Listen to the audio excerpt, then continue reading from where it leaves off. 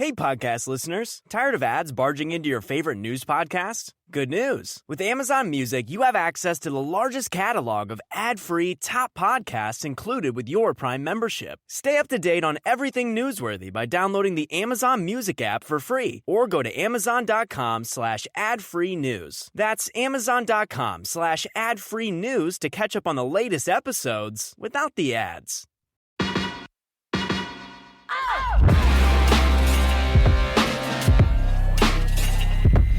Hello and welcome to The Price of Music, the show that looks at the money behind the music industry with me, Steve Lamack, and Music Ally's Head of Insight, Stuart Dredge. And also, before we get any further, thank you very much to everybody who's been in touch with us recently. As we always say, if you are enjoying the show, do feel free to mention it to people you know who might also like it or might find it useful, whether they're musicians or they work in the industry or they'd like to work in the industry or they're fans of music who might find the back end of the business either fascinating or incredibly horrifying. You're welcome. And thanks as well for your questions. We will be recording another listeners' questions special, which we'll post later in the week if this infernal cold that I've picked up doesn't get any worse and Stuart doesn't catch COVID from the rest of your family. I can see you mopping your brow. You've had a tough week, I think, haven't you? I have, yeah. I've had COVID and hospital stuff. I managed to break my computer.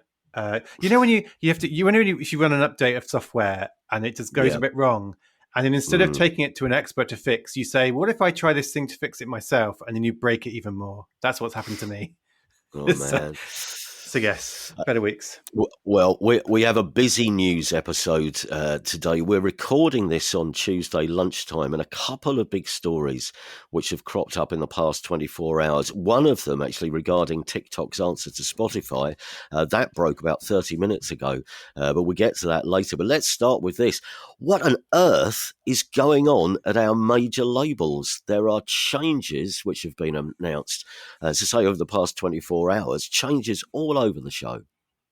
Yeah, I mean, it's been an ongoing process this year of changes and reorganizations. But yeah, the news broke yesterday that the boss of Universal Music UK, David Joseph, so the biggest record label in the UK, he's stepping down. And he's been there a long time. Like, he was a key figure in the company. He kind of started with UMG boss Sir Lucian Grange way back. Yeah. So everyone in the music industry tends to like run around going, "Oh my God, so-and-so's out. What's going on? Why?" Yeah. And they've already announced a replacement this morning. So it's obviously a carefully planned announcement.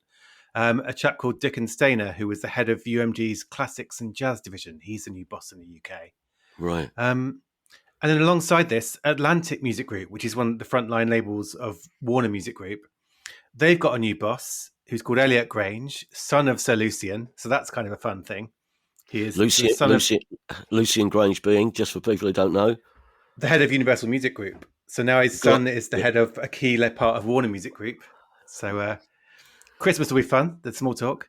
And he starts this week, I think. But ahead of him starting, just to avoid the new boss on day one having to let everyone go, they announced a big restructure, including around 150 layoffs. Right. So, and Universal Music did that with its UK division earlier in the year. So basically, it's like the same thing happening. So there's new leaders coming in, existing leaders leaving, layoffs, and just this general sense of we're changing, we're reorganizing, we're kind of making ourselves fit for what we think might be coming in the next few years.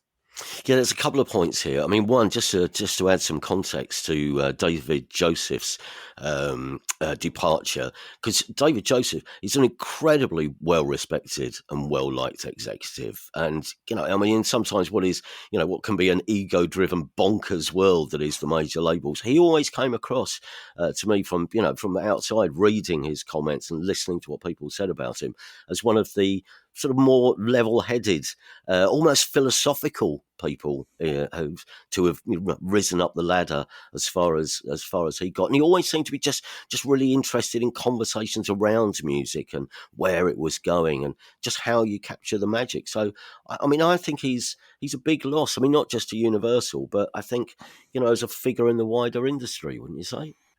Yeah, because my assumption would have been, well, he might go to competitor, he might get a new job at one of the streaming services. But no, I think, Hits Daily Double I read it on, he's going to pursue a master's degree in religion and theology at London's King's College, which is as curveball things to do after running a major label's UK arm is. So yeah, I mean, but like you say, you mentioned he's going to be literally philosophical from now on, isn't he? He's going to be thinking. Yes, that's true. Just going back to your point about why these changes are happening, and they're happening everywhere, aren't they? Across the industry at the moment. Is it because they are seeing something over the hill that they are preparing for, or they're adapting to changes? I mean, one of the reasons there's been so much streamlining here, I read somewhere, was because we reported on this last week, didn't we? How the music industry is becoming more and more global, and there are new markets opening up for the majors. And this is one of the reasons why they're adapting, is to start new offices in different countries where the music scene is beginning to take off. Yeah, I mean, this morning that literally happened. I was writing up all this for Music Ally this morning, and then UMG sent a press release out about their new division in China Greater Bay Area, which is like a massive in terms of population and economy. So there is that going on. I mean, there's also some of the trends going in artists. Like, artists are wanting and demanding more independence and more ownership of their rights. So again, this morning I was writing about Keisha setting up her own label with Warner Music, where she owns the rights. You can see that more. So I think they're looking ahead to that and saying, right, our relationship with artists may be changing. And there's also AI, which is like, we talk a lot about AI music and the impact, but actually AI is going to have an impact on what you do within the companies, all kinds of things from marketing and admin. And so to a certain extent, I think people are saying, right, what do we need? Which people do we need? How many people do we need?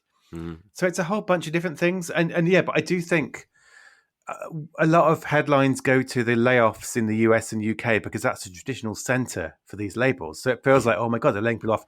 Are they in trouble? Are they getting smaller? But they're working very hard as well to open new offices in Africa, in China, in Latin America. So I think there is partly a story of sort of reallocation and reorienting themselves. So yeah, it's an ongoing. I mean, all year there've been stories about reorgs, a few layoffs, new offices. Like, this is something that's happening all the time at the moment. So there's these two big announcements this week that made us talk about it, but I think it's going to carry on. And in a weird way, the politics of it all, like, people love to read about who's in and who's out and why. You know, is someone gets sacked? Is someone coming in? Who's the new boss? Who's the kind of person with influence? And that gets a lot of the headlines. But I do think behind it all, there's an interesting realignment of what is a major label going to be in 10 years' time. And they're trying to get ready for that. Yeah. Next, this is interesting in terms of the fact that I don't know whether this could set a new precedent in litigation, but Tempo Music has filed a lawsuit against Miley Cyrus for allegedly copying the Bruno Mars track When I Was Your Man to create her 2023 hit Flowers. The interesting aspect of that for me is it's not Bruno Mars who's launching the action. It's Tempo Music, who are one of these companies who've emerged in this wave of people who've started buying up artists' back catalogues, which suggests to me that, I mean, they're not just content with just owning the rights of Bruno Mars's catalogue and collecting the royalties from Bruno Mars's catalogue. They are proactively going out and seeing if there's any additional revenue to be made from his catalogue. I don't know. What's your take on this, Stuart? What's the deal? Exactly that. That's what piqued my attention. So yeah, so like, I think a lot of people are misunderstanding this as Bruno Mars suing Miley Cyrus, and like you say, it's not. So Tempo Music, I think they bought a share of the writing credits for his song from a guy called Philip Lawrence, who's one of the co-writers. So it's not even Bruno Mars's writing credit they bought. They bought one of his collaborators. Right. And yeah, they're suing everyone. Like, they're suing Miley Cyrus, they're suing her co-writers and their publishers. They're suing a bunch of music streaming services, including Amazon, Apple, Deezer, iHeartRadio, Pandora, SoundCloud, Tidal. They're not suing Spotify and YouTube, weirdly, where the song was biggest. Right. They're suing Live Nation because they ran Miley Cyrus's online store. They're suing Disney because they released a documentary of a concert featuring the song. So it's like it's like, you know, the scene from Bugsy Malone where that everyone gets covered in kind of, it's like that, the legal, that they're suing everyone. And you're right. I think because traditionally when you buy music rights, it is like, well, we think we can exploit these rights. We can get sync deals. We can do stuff with them to make the value increase. And I do wonder that another way to make money is to file plagiarism lawsuits, which I don't know do you ever see the Pop Bitch newsletter at all? Occasionally, yeah, I do. they had a lovely spiky paragraph noting that some of the other Bruno Mars songs co-written by this writer could be seen as facing similar issues. I think they said one sounds a bit like a Sting song, as a Coldplay song, as an Elton John song. So there is that risk of like living by the sword and dying by the sword as well. If you buy catalog rights and you could start suing people for sounding like the songs you co-own, what if someone then comes to you and says, "Well, this song that you bought Yes, sounds yeah. like this," and it ends up in this massive sort of circle of lawsuit, which is good for lawyers, I guess. Yeah, it's a wonderful merry-go-round, isn't it, for work, for our legal friends. But it's what I kind of think that this new breed of license holders, I think this will happen more and more, that they'll be on the hunt for copyright infringement, probably more than your old school traditional publishing company. I mean, this might just be me being a little cynical, but I mean, they might have more time or the inclination to chase down these infringements. They may even have more staff. I don't know. We shall see, I guess. Maybe that's it. Yeah, but it's I mean, like you say, so many catalogs have been bought. Maybe it's sensible business to go through your catalog and go, right, which of these songs has been compared in the press saying it sounds a lot like something else. But I don't know. It's a bit dispiriting though, isn't it? Like, yeah, I guess. Sorry, it only just struck me that surely there will be a piece of AI software soon that will listen to songs and compare songs. So you won't even need a human being to say this Radiohead track "Creep" sounds a little bit like "The Air That I Breathe" by the Hollies. I think we'll sue. It'll just be a piece of software which will register similarities, and off and away they go. Well, but also, I mean, this comes up like the Hollies and Reddies. This has come up a lot, hasn't it, in the past? And when it's the songwriters involved, it's often a bit more amicable, isn't it? Like they kind of get in touch and say, I think you may have borrowed too much there, and they figure out a settlement and their credit. They don't go in with all lawsuits blazing unless there's a kind of real dispute.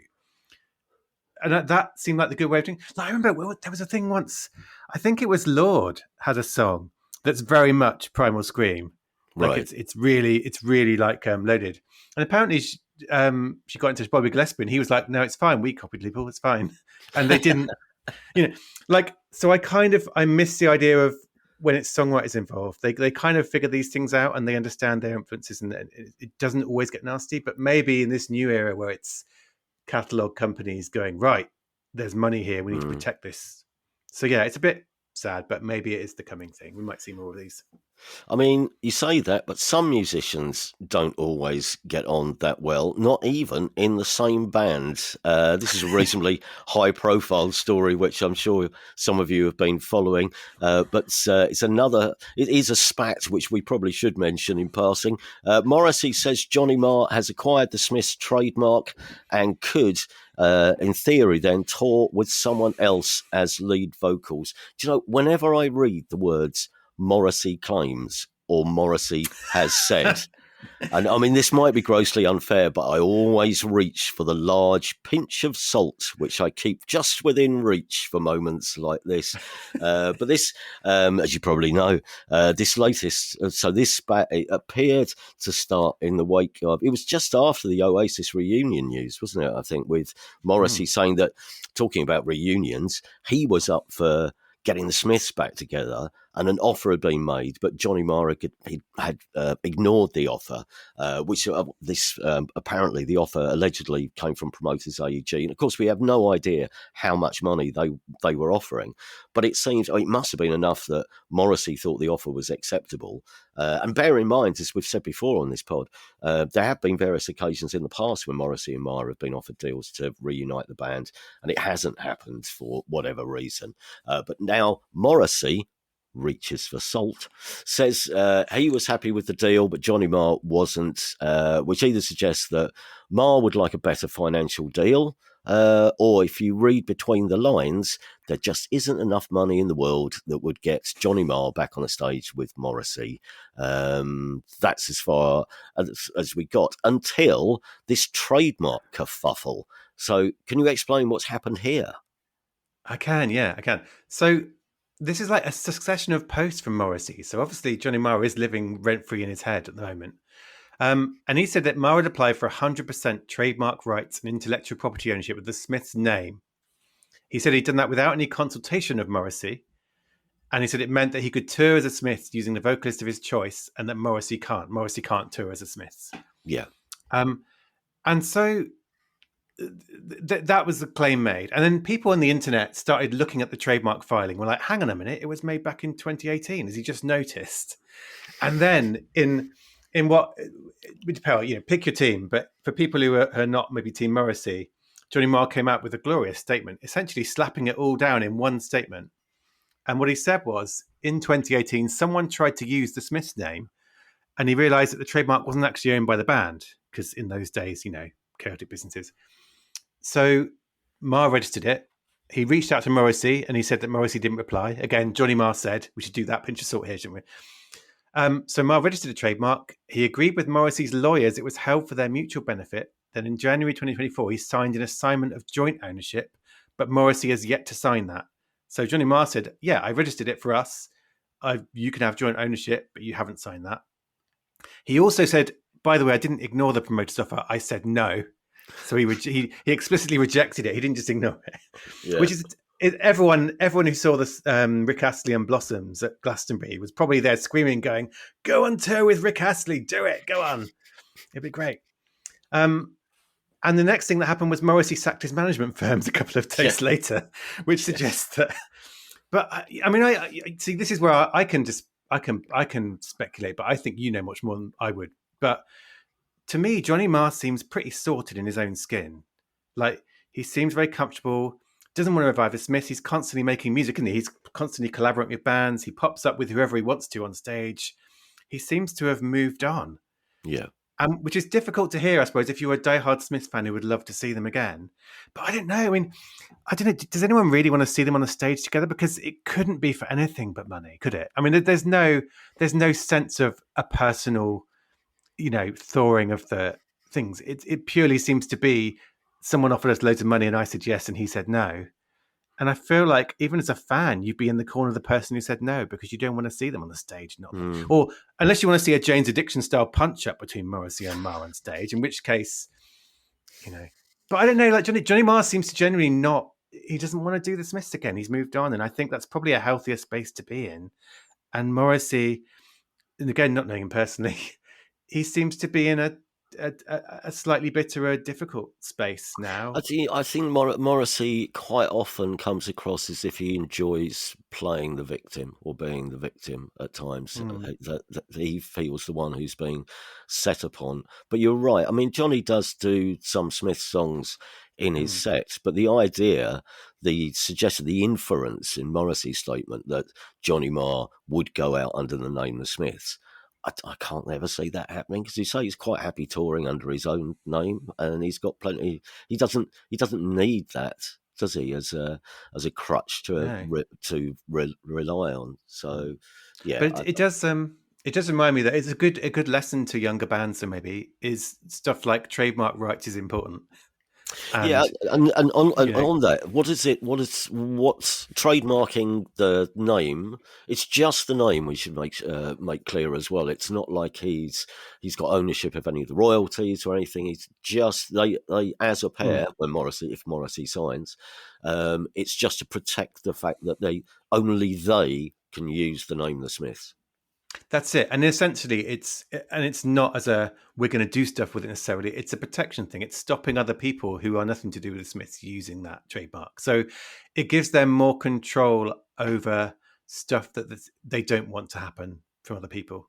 So it's important. And I think it's just a reminder, if you're in a young band, check with your manager and your lawyer, right? Who's got the trademark? Is it assigned to all of us? What happens if we all end up falling out in a spectacular row and not talking for decades? But yeah. So it's one of those things where you registered a trademark in this case, not because you're planning to launch a massive merchandise range or stuff. Although you could, if you have all that signed and dotted, that makes that easier.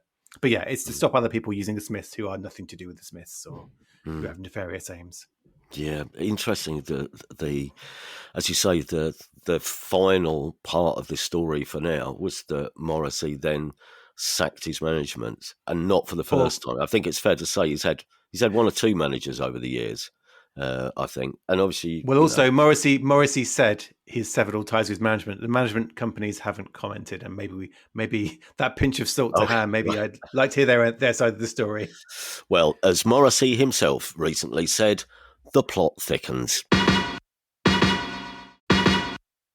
To finish, two endeavours that appear to be coming to an end. This, as I say, only broke in the last hour. This story, TikTok is shutting down its Spotify-style TikTok music, which was at one point touted as a genuine challenger to Spotify in some quarters, but it seems not.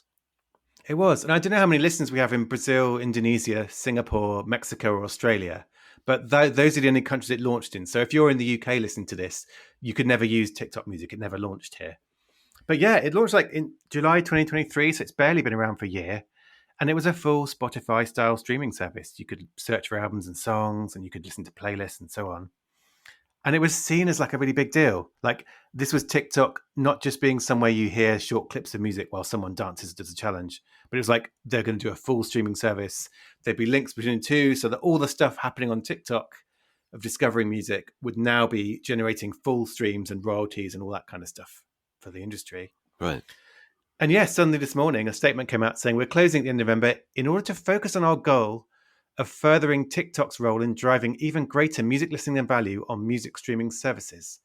So what they're essentially saying is TikTok, instead of launching its own, which is a really expensive business, they're more focused on, they've got this feature called Add to Music app, where if you discover a song on TikTok, you can add it to your playlist on Spotify, Apple, or Amazon. Right. And that's their focus now. Like whatever you do on TikTok, and when you find music there, we want to promote streams, other people's services, not our own. But they never did talk about, like, often you get people saying, we've got this many users, we're doing this well. They never really announced that kind of success metric. So there is also a speculation that maybe it just wasn't that popular. Maybe it wasn't kind of the big success they hoped. Yeah. And so they tried it in these 5 countries, decided it wasn't working for whatever reason, and now shutting down. And finally, ticketing company Lyte, that's spelled Lyte, Lyte, has shut down despite receiving $53 million worth of funding. Tell us about Lyte and what went wrong. Yeah, so this is one of those stories where you see that amount of funding and go, God, I could last for 30 years on that, but obviously startups have money to... So Lyte was a fan-to-fan ticketing firm, or at least that was the pitch. So it was somewhere you could go and sell your tickets to other fans for concerts and festivals. And they raised a lot of money. And they've shut down in the kind of shutdown where everything just suddenly goes offline, but there's no real announcement. And everyone goes, hang on, what happened? Why is that? And the people going, what happened, include the fans who've bought tickets from them recently and the promoters and the festivals who've been selling tickets on Lyte, going, hang on a minute, you've got our money. What's going on? Right. And Billboard actually did a story, and they reached the CEO of the company who confirmed that he resigned, and they were looking for a buyer who could repay fans and promoters. And it's one of those things where, in theory, or you would assume that if you're a company that sells tickets or sells anything for someone, the money you're using running your business should be separate from the money you've taken from people buying and you're going to pay out. Like this idea of ring fencing. And so when this happens, and 2 festivals actually yesterday have filed lawsuits against Lyte already. So a festival in Chicago and a festival in Ohio, saying they're owed hundreds of thousands of dollars. So it looks like it could be one of those messy shutdowns where people are left out of pocket. But I mean, if they, what do they hope to get from this litigation if the company has no money left? Well, that's the thing. Yeah, I guess maybe if someone buys it, they're in pole position to get your money back. Or got it. Yeah, but I mean the other angle, and there's a really good Billboard piece. So if anyone looks up Billboard's story on festival lawsuits for Lyte, it kind of goes into detail about how the business worked, and it wasn't. It turned out always fans selling tickets to one another.